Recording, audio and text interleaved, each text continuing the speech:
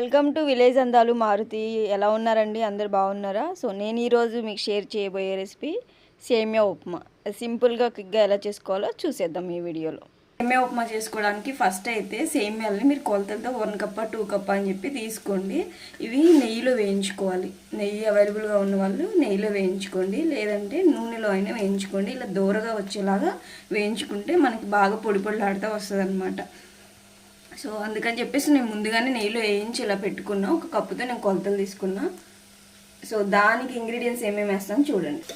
So ఒక pan పెట్టుకొని కొంచెం నెయ్యి వేసుకొని దీనిలోకి ఒక పచ్చిమిర్చి, జీలకర్ర, ఆవాలు, ఇంకా ఉల్లిపాయలు, పల్లీలు, మీరు ఇంకా పప్పులు పచ్చిశనగ పప్పు ఉన్నా కానీ మినపప్పు ఉన్నా కానీ అవన్నీ వేసేసుకొని దోరగా వేయించేసుకోండి. ఇలా ఈ కలర్లో వచ్చేలాగా వేయించేసుకున్న తర్వాత వాటర్ యాడ్ చేసుకుంటే సరిపోతుంది. వాటర్ యాడ్ చేస్తాను.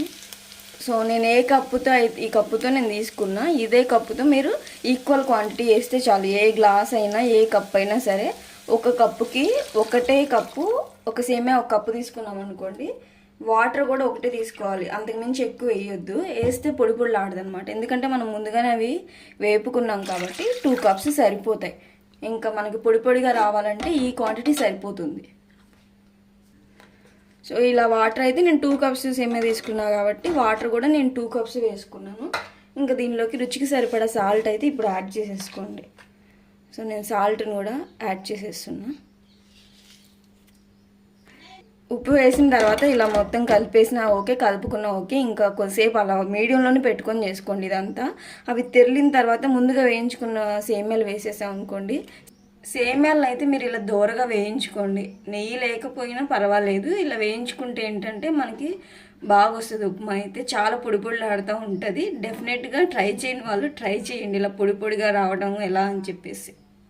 ఇవి తెరిలిన తర్వాత అవి వేసుకుంటే మనకు సరిపోతుంది. వాటర్ ఎక్కువ యాడ్ చేయకండి, ముద్ద ముద్దగా గట్టి గట్టిగా వస్తుంది అనమాట. ఇలా తెరులుతున్నాయి కదా, ఇలా ఉన్నప్పుడే మనం సేమియాలు వేసుకోవాలి. నేనైతే సేమియాలు వేసేసిన చూడండి.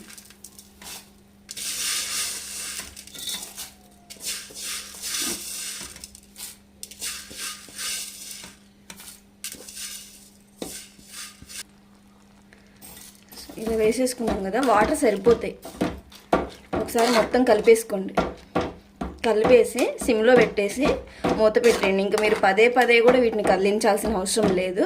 ఇలా మొత్తం వాటర్లో బాగా కలిసేలాగా కలుపుకొని, సో మొత్తం వాటర్లో ఇలా కలిపేసుకున్నాం కదా, ఇంకా ఇలా ఉడుకుతూ ఉంటుంది. మనం మీడియంలో పెట్టుకొని సిమ్లో పెట్టుకొని ఇలా మూత పెట్టేసుకుంటే అదే ఉడికిపోతుంది. సో ఉడికేసింది చూడండి, చాలా క్విక్గా అయిపోతుంది. మనకి కొంచెం చల్లారిన తర్వాత పెట్టేసుకోండి. ఒక 2 మినిట్స్ దీనికి టైం ఇవ్వండి.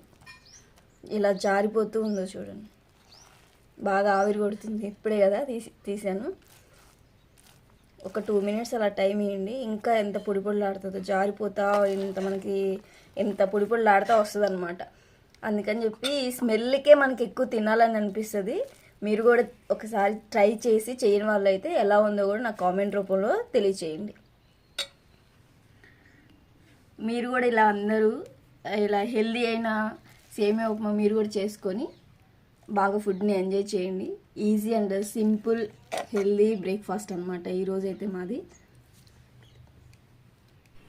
సో వీడియో నచ్చితే లైక్ చేయండి, షేర్ చేయండి, సబ్స్క్రైబ్ చేసుకోవడం అసలు మర్చిపోకండి. Thank you for watching.